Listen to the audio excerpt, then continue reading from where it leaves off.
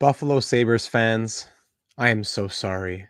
Ladies and gentlemen, welcome. Breaking news in the National Hockey League as J.J. Peterka has been traded from the Buffalo Sabres to the Utah Mammoth. In what, if you're seeing already the thumbnail of this video, I would describe as a fleece. So, looking at the details right here for you, let's get into it right away. Already some comments coming in the chat. Golden Gamer agreeing with the title of this video. Didn't expect JJ going to Utah. Saw a young piece for the Mammoth. Could be a great team in a few years. Absolutely. Certainly fun on franchise mode. Yes, absolutely.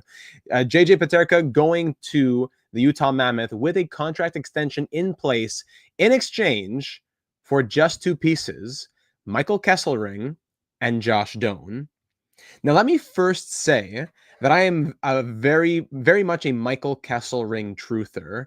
I'm a big fan of Kesselring. I think, yeah, I just realized there's an extension in place too. This past season really opened my eyes to Michael Kesselring, and I think people are sleeping on him. Josh Doan, another piece that we'll talk about in just a moment. Two good pieces. Let's not mistake that. Let's not allow these two players to be washed away by the trade that they're involved in. Okay? I've said my piece.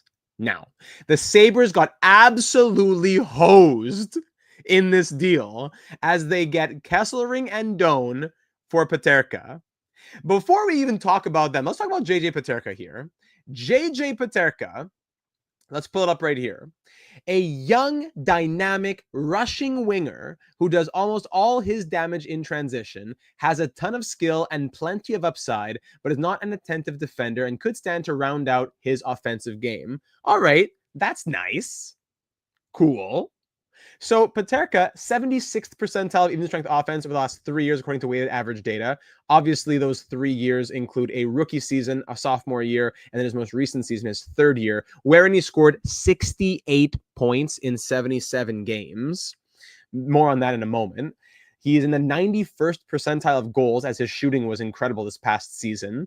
He draws a lot of penalties. He plays against good levels of competition with high levels of teammates. His finishing is very high as well. His value skyrocketed in 23-24 and still stayed high enough around that 70 to 75th percentile in 2024-25. The finishing's been great. The offense has been steady. The defense did drop off. Before I read more on Peterka, I just want to say there's a stat here I wanted to quickly highlight. He had the highest 5-on-5 on-ice shooting percentage ever recorded this season at 14.7%. So 5v5 on-ice shooting percentage. So no special teams or anything. He's a good player, but you have to factor that into his production because he's going to regress big time, says Jay Fresh. He's also a pure rusher, so power play glow-up is no guarantee. So let's not go too crazy on who JJ Peterka is, but let's also understand that this is not just who he is as a player. This is who he is at 23 years old. 23 years old. So JJ Peterka going to Utah with an extension in place. They have over 20 million cap space. That's no problem for them. The Buffalo Sabres, I don't know if he's already going to be gone right here. Yes, he was here. So the Sabres had the money to sign him. They had over 23 million available to them. They could have kept JJ Peterka. But now, what are the Sabres trying to do? Are they going back into another rebuild? What? The guy's 23 and a half. He's your second round pick from 2020. He just had a 68-point season. He's eating big minutes as a 20, whatever we said, 3-year-old, 18 minutes per night, scoring at that rate, 15.6 shooting percentage, XYZ, blah, blah, blah. And you're trading him when his value has just jumped to its highest. I would say not just in his point production, but also relatively high, or in the highest category of what he does in terms of providing wins to your team. And in his micro stats, just this past year, wherein he scored 68 points, the 64th percentile of even strength wins above replacement. Okay, I get it. The second percentile of the defense. That's not going to be his calling card. That's not the hallmark of his game. Power play was low, whatever. But that finishing in the 90th percentile, that's probably the one that scares people the most, that, oh, is it as sustainable and whatever? Who cares? Who cares about sustainability when the guy is scoring like that at the age of 23? Let him figure it out and then judge him. Not to say anyone's judging him. I'm just saying, in theory, finishing is not the one that you look at the most when it's for a younger player. Maybe it's just a flash in the pan type season. Regardless, I'm seeing a lot of comments in the chat. I'll get to it in a moment. 85th percentile of goals in 24-25. Chances, sorry, let me just go through the top ones. Shots 81st, rush shots 91st, high danger passes 93rd, chance assists 88th, rush offense 86th. Now, what is he not doing super well? Exiting the zone, hits, forecheck involvement, stuff that might not ever come along super well. But again, for like the fourth time, he's 23, just had his third season, always on bad Buffalo teams. What is the rush to trade him unless there's some guarantee that he's not signing, even though you have his RFA rights? If you know he's not signing and you need to trade him, okay, I get it. But could there have not been a better package than Michael Kesselring and Josh Doan? If he wanted out, I get it. So that's what Real Deal Prime is saying here, Buffalo Sabres fan. JJ wanted out. Adams will say, we don't want players who don't want to be here. That's how he's going to justify it. And that's fine. If you need to feel for some reason forced that he needs to be out because of internal XYZ, we don't know about that. So fine. He needs to go out, get him out. But that's your return? And you couldn't, again, I don't know what the situation was, but you couldn't have figured it out behind closed doors. A 23-year-old who just went close to point per game in his third season, you could have tried to figure out more than that. So let me look through some of my comments here. Yeah, extension coming in. We're seeing that soon. Sabres fleece. Yes, Josh Doan also involved. With an extension in play, come on now, says Golden Gamer. Throw in the 4th overall pick at this point. Maybe with Buffalo giving you 9, as Hobbsy said in the Discord. Yeah, why could the Sabres not have said, okay, Utah give us 4, we'll give you 9, and you'll drop 5 picks and you get JJ Peterka? Could that have not been involved as well? I'm sure they explored it. And I'm sure, don't get me wrong, they're not incompetent in Buffalo. I'm sure they asked for it. But if Arizona says no, what's the pressure to do it today? Why must you do it on June 25th and not July 1st or whatever else? Why must it happen now and feel rushed to take a return that isn't especially inspiring? Not great. JJ a stud. What are the Sabres doing? They're losing every good player. They lost the Cousins trade, and now they lost the Peterka for not good enough return as well. Does this lower the price for Marco Rossi? I don't think so, because positional scarcity also comes into play. If he could be a team's top 6 centerman, that really goes into the calculations for GMs a little bit differently there. Tage Thompson, there you go. So Buffalo, get ready for Tage Thompson to go to Buffalo for Lysell and Peak. I don't know how much is how much of a fire sale is it going to be? Kesselring is great for the Sabres, yes, but not at this price. Hobbs is saying JJ wanted out, it seems, so I get it. At the same time, they should have gotten more. 100% agreed. Adams probably wanted a hockey trade over futures, but if this is all you can get, take the futures and flip them. Exactly. If you need the, quote, hockey trade because you want the roster players and whatever, and other teams are only offering you picks and prospects, fine. But could you have not factored that into a 3-team deal or some separate deal after where you get the prospects and picks, keep some, flip others? In pure trade value, there had to have been a better offer for JJ Peterka. Not the needs, the pure value. Disappointing. Sabres got fleeced, yes. I like Doan and Kesselring as players. I think they'll be fine for Buffalo. That being said, yikes. That's exactly what I'm saying. No, don't give me any Andrew Peak slander. McDavid for Peak would be a win for the Oilers. Yeah, what was that trade? So that's more on Peterka. Let's break down who the Sabres are getting. Let's at least, if it's going to be brutal, it's at least to have a little bit of a smile on our faces or joy in our hearts to some degree if I'm a Sabres fan. So Michael Kesselring, very underrated. 25-year-old former 6th-round pick who really came into his own this past year. 29 points in 82 games with Utah. And look at the minutes that he was playing as well. 17:41. You might think, oh, he's not playing 22. He's playing 17:41. That's a solid, like, I am penciled into that second pair role type of minutes. You're not playing the big power play or maybe the most penalty kill, but you're playing big minutes per night. Some nights upwards of 18 minutes in a single hockey game. He had even Calder votes in 23-24. So he had a good year in 23-24, don't get me wrong, but really came into his own in 24-25, I think, in terms of league recognition, a little bit more. And when you look at that value jump to 24-25, it's exactly what I'm saying. So Michael Kesselring, acquired by Buffalo, is a middle pairing 2-way defender who shoots the puck a ton. Not a prodigious puck mover, but not bad in that regard either. Big at 6'5", and while he's not a massive hitter, he does drop the gloves sometimes. So if Kesselring comes in and Bowen Byram's moving out, I don't want to see the return that's going to be coming here for Bowen Byram. Oh my goodness. So Kesselring over the last 3 years of weighted average data, but really just the past 2 seasons, because the season before that was just 9 games played. So really through his 156 games in the National Hockey League, 43rd percentile of projected wins above replacement, 58th of even strength offense, 54th of even strength defense, goals 78th, primary assists 93rd. But again, that's a bit inflated because he had just 22 assists. I say just, that's a good number, but it's not like he's in the 93rd percentile because he has 65 assists. It's just weighted average data among defensemen. Doesn't draw a lot of penalties, but did play against higher levels, about average levels of competition. He's not playing against the worst matchups. He's playing against average levels of competition against the teams that are against Buffalo night in and night out. And his teammates around him aren't that great. So that tells you that what he's doing is even more impressive. So his value offensively above the 50th percentile has been consistent the last couple of years, but defense jumping from that like 25th percentile to just above the 75th percentile.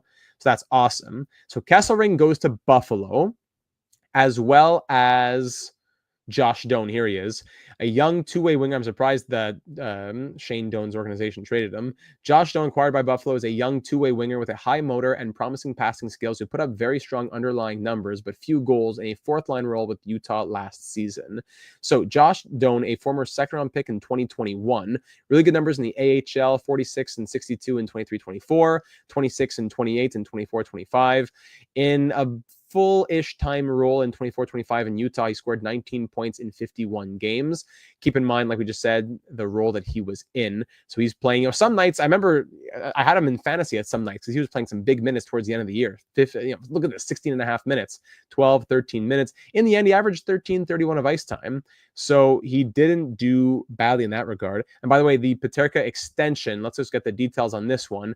It's 5 by 7.7. Yes. 5 years at 7.7 million. That's crazy. Grav says this trade almost entirely depends on what Josh Doan becomes. We know who Peterka and Kesselring are, but Doan feels like he's barely scratched the surface of his potential, especially without any other pieces or picks going back. He needs to pop for Buffalo to not get robbed here. Very well said. So Peterka signed on 5 years at 7.7. That's a very reasonable contract. And yet, bang on with that tweet. Very well said. But I don't think, as much as I want to have all the love in my heart for Josh Doan, I'd be surprised if he becomes more than a third liner. And I think Buffalo can say we're lucky to have him if he could be a second liner for us someday. And even if that happens, are you content with a second pair D and a second line forward for a guy who could be a first line winger, like a point per game producer? I don't know. Hard to say so much in the future, but here right now in when the trade has been made, yikes. Take a look at Pagnata's last tweet when you can. I get what he's saying, but it's definitely not what Buffalo fans want to hear. Sure, let's check out what Dave Pagnata has to say. A solid move for both sides for the Sabres. This is a quality move that they've been aiming to do, talent for talent. Yeah, don't get me wrong. There is talent for talent being moved here. Michael Kesselring is a good piece for the Buffalo Sabres. And Josh Doan, who knows what he's going to become. So if Josh Doan in the 43rd percentile in his 50 games of NHL action, 84th of offense, 95th of defense, that's great. If he can do this now on a larger scale, he's already 23. So it's not like, I don't want to call him old just yet, but he's, Peterka's 23 and look what he's doing. So they swapped 23-year-old forward for 23-year-old forward. And they also get a 25-year-old defenseman who, if we look at his contract, Kesselring is signed on for just one more year at 1.4 million before he himself is also an RFA. Josh Doan also signed on for one more year before he's an RFA. So JJ Peterka, who's now signed at 5 by 7.7 for Utah. If we refresh here, so Utah had 20.357. Now they're at 14.982 as they have Peterka signed on for 7.7. He'll be an expiring UFA in 2030, but that's fine. Your next 3 years here in Utah, the next 3 years, guaranteed. Peterka, Keller, Gunther, Sergachev, Dursey, Mata, Vemelka, on top of whoever else you're going to re-sign. Obviously, of course, Logan Cooley, XYZ. But that's what's going on in Utah. There is so much to be excited about for the Mammoth. Meanwhile, the Buffalo Sabres go from 23.2 in cap space, now 20.881 with money going in and out. Now, if you look at the depth chart for the Buffalo Sabres, you see, okay, Josh Doan is even in there? I don't think so. Is Kesselring in here either? Hold on. Is he not? Was this not updated yet? My apologies. No, he's here. So Darlene Power, Samuelson Connor, Connor Clifton, Kesselring, and let's say Bryson / Bernard Docker, and Byram is going to be traded out. So Kesselring instantly becomes a top 4 defenseman for you. And then for your forwards, Norris, Thompson. Hold on, let's go. Now we can look at depth chart though. Benson, Norris, Thompson, Zucker, Kulich. I've heard both. Jack Quinn, Alex Tuck. So the top 6 is still survivable. Put Quinn on the left wing and bring Tuck to the second line. Your third line becomes Greenway, McLeod, and Zucker, though. Then Krebs, Lafferty. It's not horrible, but still, today, Peterka out, Kesselring and Doan in. You need to hope on Doan progressing and developing, and that's going to be a 2 or 3 year project at minimum. Meanwhile, Kesselring is good, but is he the big change on the right side to the defense that Byram out and Kesselring in will fix that? Let's check some of the thoughts here in the comments. Yeah, it's not that bad of a trade in terms of did they get NHL talent. In terms of value, as Nice goes on to say, I think they would have gotten more. Yeah, if we just go by value for value. Did they get talent? Did they get things that they need? Did they fill... did they get useful players? Yes. Was it equivalent value? No. I like Doan a lot, says Hobbsy, and could see him being middle 6, but they had to get more, plain and simple. Yeah, hard to say more than that, right? Fraud Saravalli beating the fake insider allegations. Still can't stand it. Look at Doan's 11-game run in 23-24. He has shown huge potential too. Not Peterka potential, though. Yes. So it's not that Doan can't do it. It's that you're betting on him doing it in 1 or 2+ years when Peterka was doing it now. And when does Buffalo need it? Now.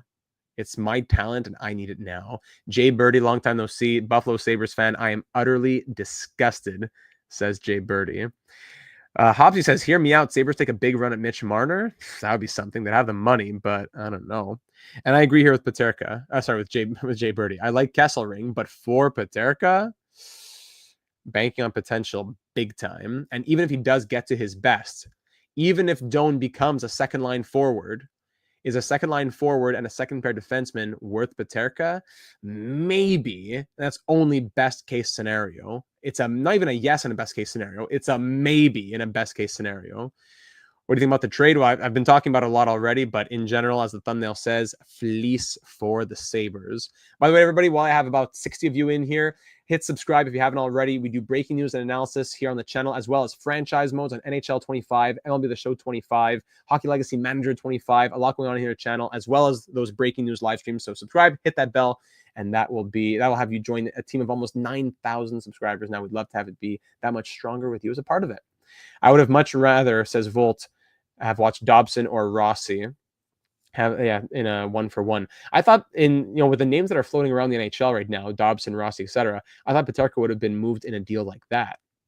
But no, it wasn't meant to be. Also, I can't believe Doan was even traded in the first place. Hockey in Arizona is officially over as we know it. So unfortunate. Okay, so let's run through this one last time for everyone who's joining into the stream. Peterka headed to Utah. Yup. Okay, let's do this one last time. So JJ Peterka extended at 5 years for $7.7 million per. And let me just look at this one comment before we get going, because we got to see what Jay Birdie has to say. Long-time channel member. We're now banking on Quinn being healthy for a whole season and Benson taking steps forward. All quite possible, but risky. Especially Norris too. I like him, but he can't stay healthy. And Sabres making sure that no one touches that playoff streak. Yup.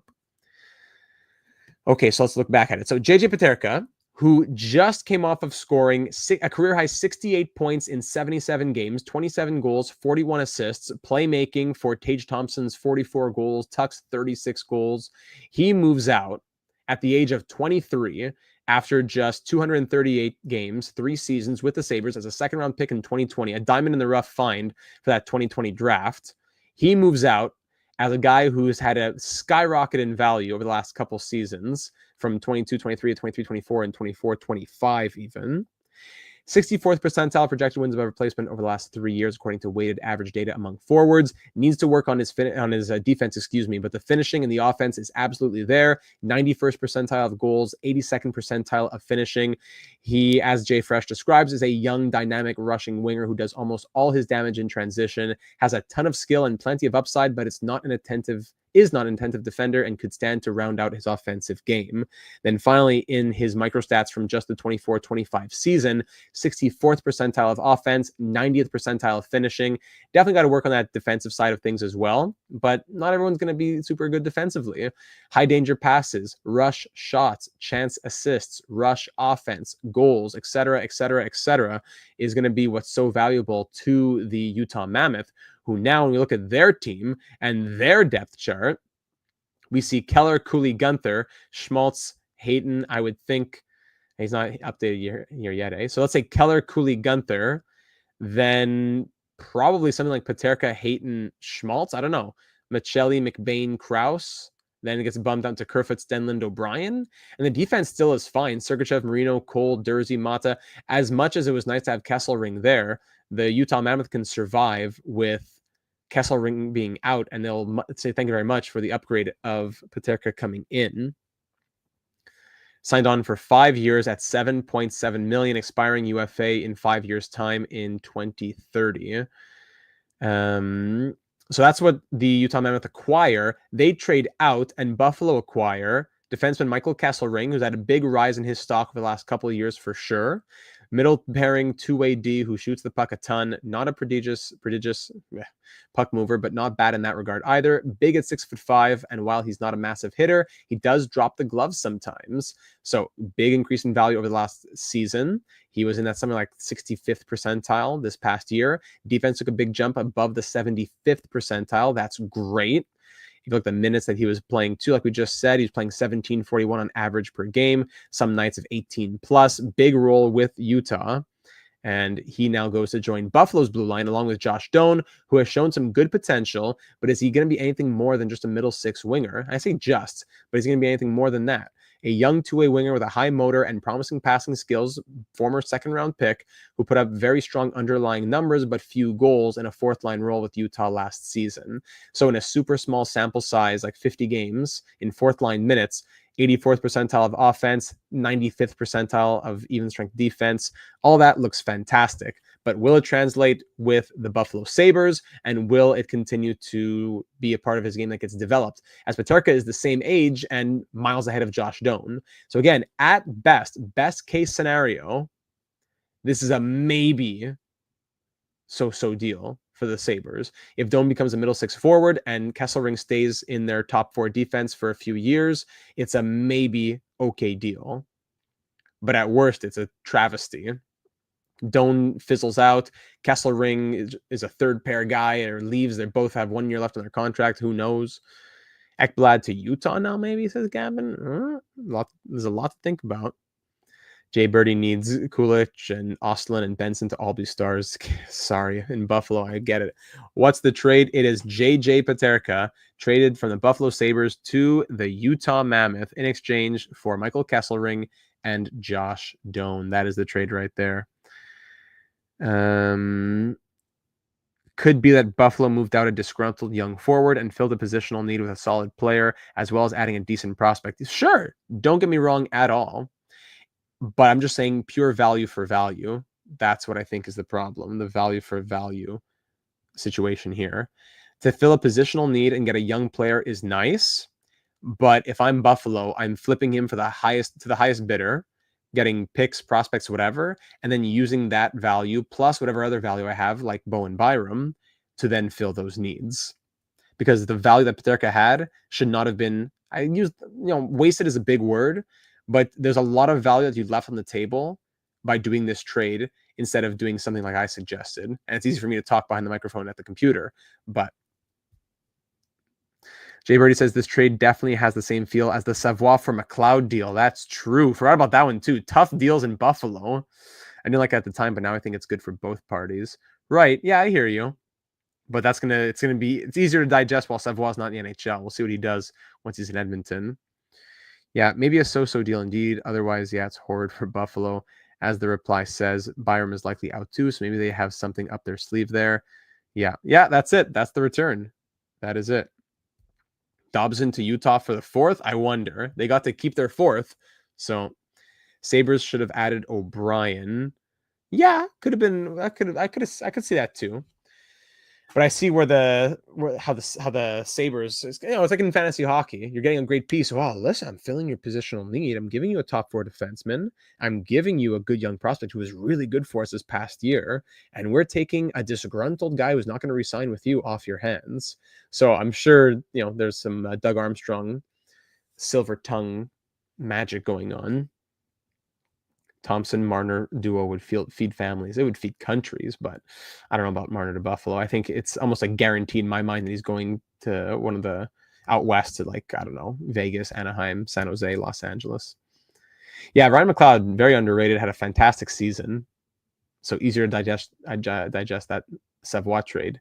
But if McLeod's going to keep doing that and Buffalo's going to keep missing the playoffs, and then once McLeod is gone and Savoie's a star in Edmonton, that's going to be harder to digest again. Yeah, McLeod was actually really good for Buffalo last year. I know we all raised eyebrows, and Savoie definitely has better potential, but it has worked out so far. Yes. That's the problem, though. This is going to not, like, the Savoie trade might hurt down the road. This is going to hurt right here, right now, when Peterka is continuing to be, even if, at worst, I think he's going to continue to be a 60-plus point player in Utah. Great young team there that's going to be exciting to be a part of. If he's a 60-plus point player next year, and Kesselring, while he was good, if Kesselring is, once again, just a second pair guy who scores 30 points, still good, but 30 points and plays 18 minutes per night, and Josh Doan is in a third-line role trying to take steps forward, and Buffalo misses the playoffs while Utah is having fun and fighting for a wild card, whatever, then it's going to be hard to watch that from the sidelines. Does this bring the market down for good wingers? I don't think so, honestly. I think we've seen, I can't think of a lot of examples off the top of my head, but I think we've seen fleece-like or fleece-type trades that were kind of like laughed at around the league. You see insiders saying, like, GMs are all saying, what was this guy doing? And the market resets after. I find the market is more for contracts. Oh, this guy signed for this. Well, then I can use that as leverage. But for trades, it's more, listen, we're 32 GMs. That guy was a bonehead, or that guy was dealing with very different circumstances. I don't think it sets the bar in the same way. Caleb, 65 people watching and only 11 likes. What's going on here, guys? Smash that like button. Thank you very much, Caleb. In order to subscribe if you haven't already, hit the bell to be notified of all the breaking news, trades, and analysis, especially in the NHL offseason. We're almost 9,000 subscribers. Join in for the NHL analysis, as well as franchise modes between NHL, MLB, Hockey Legacy Manager, and so on. Watch out for Kluch, though. He has 30-30 potential. He played well for being a rookie and being on the top line with Thompson for most of the year. Yes, that's great. But, ask me last year and you say, okay, Buffalo, wow, Bowen Byram, JJ Peterka, Ostlund, Benson, Byram, Casey Middlestat, all this. It's, wow, okay, Buffalo, is it finally time to break the curse the next year or two? Woohoo! And then Middlestat out, Byram about to be out, Peterka out. And you can say, okay, it's for whatever reason that they had to do it. Okay, I get it. But they haven't gotten stronger as a result. If you make tough deals and you become stronger as a result, then fine. But I don't see a world, and of course, it's the beginning of the offseason, there's still a lot to come. But unless Buffalo does major things with that potential cap space that they would have had to dedicate to Peterka, then they did not get better today. And at the very best, they do just as good, or even you could word it as just as bad next season. I don't see the Sabres getting even close to the playoffs next year by removing a 60-point player and taking on a role second pair D and a third line forward. They need to fill those spots. Jason Zucker in your top 6 all season is not going to get to the playoffs. Kesselring is big. Yeah, 6'5". I see why Buffalo wanted him since all their players are small. I get it. Yeah. Buffalo playoff drought continuing, most likely, you would think. But yeah, I see that. I definitely see the draw in Kesselring, and I like him a lot. But this is not the move in terms of value. If you want Kesselring, great, go out and get him. But am I crazy to think that you could have gotten Kesselring for like a late first? If you traded Peterka for a prospect and a late first, and then you flipped that late first for Kesselring and you kept the prospect, or then flipped the prospect with Bowen Byram to fill a different need that you had? Am I thinking too much in franchise mode brain, or am I actually speaking facts here? I don't know. Probably would have rather had a draft pick than Doan, maybe a second or a third, even though JJ could have gotten a first plus. Yes. They need to do more, says Hobbsy. As an Ottawa fan, I hope they don't, right? But for their fans, hopefully there's some light coming up. That's it. I don't really have hate in my heart for any team. Of course, I have rivals as a Canadiens fan, but like pure hate in my heart for a franchise, like if you wear the jersey, I'm spitting on you. No, I'm never going to be that kind of fan. I'm just not that kind of person. So do I kind of take like a sports fan joy in watching teams like Buffalo and Toronto miss the playoffs or not get far in the playoffs? Yeah, sure. I think we'd be lying to ourselves if we didn't say that we got some joy out of that from our rivals failing. But deep down in my heart, I wouldn't mind Toronto. Maybe this is a crazy statement, but I want to see success for these fans that have had so much pain and that have done the right steps. Like Toronto did the proper rebuild. They trusted the process, and now it's been a disaster. So whatever. But Buffalo, their fans have been waiting and waiting and waiting, and reset and new group and this and that and Eichel out and Reinhardt out and blah blah blah blah blah, and there's still nothing to show for it. That's a whole. I guess that could be a breakdown of another way to think of things. GM Data and his group of AGMs might need to fix this team soon. Yes, we did Buffalo in what, NHL 21? I guess we're going back. Or NHL 20, I think we did Buffalo. We're going to have to go back soon. I'm more a fan of Dangle's meltdown, so please continue to fail Toronto. Yes, yeah, for sure. That's something we can all agree on, right? Buffalo is stuck in the worst place. They're just mid at best. I feel for Buffalo fans. Yeah, Utah fleeced them, but I'm trying to make sense of it. Yeah, me too. I'm trying to see it from both sides. And there are positives for the Sabres, but I don't think we can fool ourselves to say that Utah did not win this trade. If you don't want to use the word fleece, I would, I understand. But it's really hard to not use the word win. Win and fleece, I get it. But if you're not saying at least a win, then I got to hear a really good argument. Doan and Kesselring played with Thompson at the World Junior. Oh, I didn't realize that. Well, there you go. So hard to say much more than that. That's the trade. 2 for 1. Let's see. Too broad a range of potential outcomes for Peterka to confidently judge here, says Jay Fresh. Kesselring looks like to be a solid number 4 in the NHL, and size plus skating plus right D is generally pricey. I get that. Doan looks like a good third liner. Peterka could be anything from Verana to Kyrou to Kessel. So is there some risk for the Mammoth? Sure, there's risk, I guess, in any deal that you do. But I think there's way less risk for the Mammoth than there is for Buffalo here. Yeah, 5 years at 7x7. Bill Armstrong masterclass, people are saying, for good reason. Let's go back to the comments here. Yeah, weird there's no picks attached here at all. As a Utah fan, Kesselring can be a stud second pair power play D-man, and Doan can be a 20-goal, 20-assist type player. They basically got 2 second-line, second-pairing guys for Peterka, which is honestly good.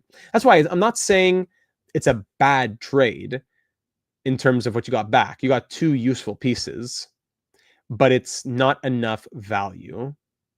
Is that, am I speaking in am I trying to keep my feet in 2 different places? Maybe, but it just doesn't make sense for me. As much as the positional needs are filled, and okay, a right D has size and skating and puck skills is pricey, blah, blah, blah. The Buffalo Sabres must have been so high on Michael Kesselring.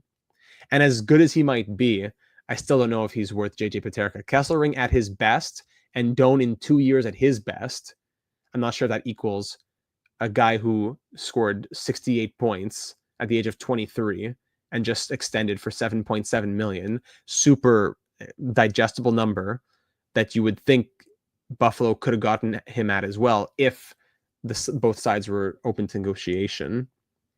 Yeah, a couple of picks would have gone a long way, I think.